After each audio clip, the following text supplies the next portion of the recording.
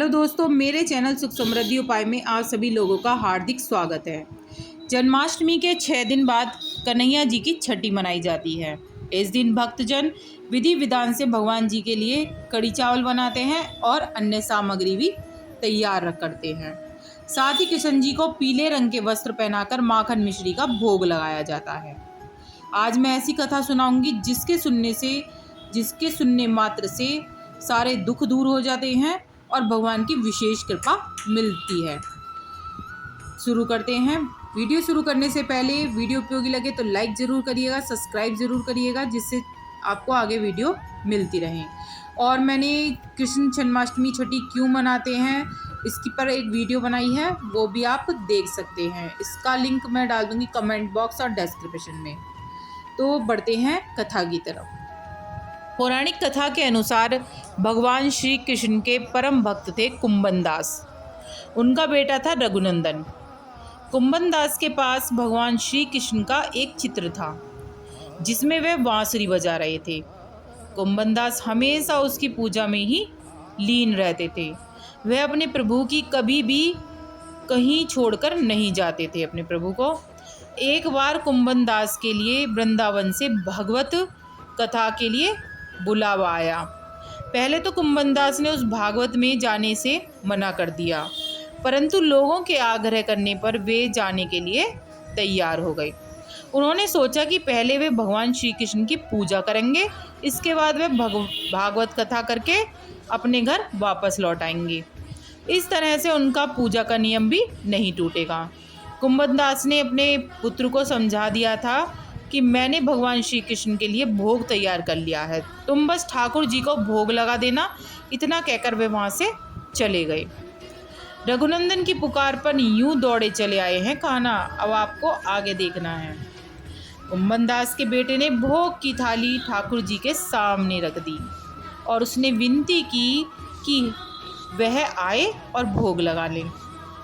रघुनंदन मन ही मन में सोच रहा था कि ठाकुर जी आएंगे और अपने हाथों से खाएंगे जैसे सभी मनुष्य खाते हैं। कुंभन दास के बेटे ने कई बार भगवान श्री कृष्ण से आकर खाने के लिए कहा, प्रभु आओ खाना खाओ, प्रभु आओ, ऐसे करके बोला उसने। लेकिन भोजन को उसी प्रकार से देखकर वह निराश हो गया और रोने लगा।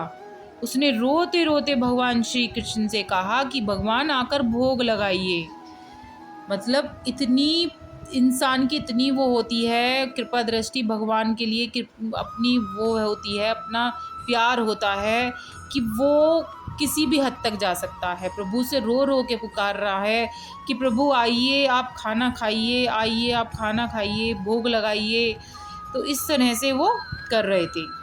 उसने रोते रोते भगवान श्री कृष्ण से कहा, भगवान आकर भोग लगाओ। उसकी पुकार सुनकर ठाकुर जी ने एक बालक का रूप रखा।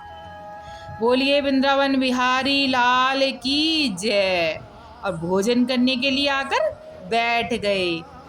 इसके बाद रघुनंदन के चेहरे पर मुस्कुराहट आ गई।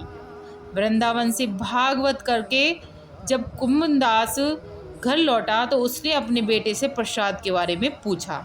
रघुनंदन ने अपने पिता से कहा, ठाकुर जी ने सारा भोजन खा लिया है। कुंभन दास ने सोचा कि अभी रघुनंदन नादान है, उसने सारा प्रसाद खा लिया होगा और डांट की वजह से झूठ बोल रहा है। अब रोज कुंभन दास भागवत के लिए जाते और शाम तक सारा प्रसाद खत्म हो जाता था। अब इसलिए कान्हा हो गए लड्डू गोपाल। आपको पता लगा? चलो आगे बढ़ते हैं। कुंभन दास को लगा कि अब उनका पुत्र कुछ ज़्यादा ही झूठ बोलने लगा है, लेकिन उनका पुत्र ऐसा क्यों कर रहा है। कुंभन दास ने एक दिन लड्डू बनाकर थाली में रख दिए और दूर छिपकर देखने लगा। रघुनंदन ने उस दिन भी रोज की तरह ठाकुर जी को आवाज़ दी। ठाकुर जी एक बालक का वेश में कुंभन दास के बेटे के सामने आ गए। बोल बिहारी लाल की जय, बोल लड्डू गोपाल की जय। रघुनंदन ने ठाकुर जी के फिर खाने के लिए आग्रह किया, जिसके बाद ठाकुर जी लड्डू खाने लगे। कुंभन दास जो दूर से इस घटना को देख रहे थे, वे तुरंत ही आकर ठाकुर जी के चरणों में गिर गए। ठाकुर जी के एक हाथ में लड्डू और दूसरे हाथ में से जाने ही वाला था, लेकिन ठाकुर जी उस समय वहीं पर जमकर रह गए। तभी से लड्डू गोपाल के इस रूप की पूजा की जाने लगी। अब आपको ये भी पता लग गया होगा कि ये लड्डू इनके हाथ में क्यों है। छठी के दिन इस कथा का पाठ करने से कन्हैया प्रसन्न तो होते ही हैं और श्रद्धालुओं की सारी मनोकामना पूरी हो जाती हैं। जब भी आप कृष्ण छठी मनाएं, इस कथा का जरूर स्मरण करें। चाहे आप डेक में लगा दें, चाहे आप अपने आप में बोल सकती हैं, चाहे आप वीडियो चलाकर भी देख सकती हैं। तो आपको कैसी लगी मेरी कहानी ज़रूर बताइएगा कमेंट बॉक्स में। और राधे राधे। वीडियो अच्छी लगी तो लाइक सब्सक्राइब जरूर करें।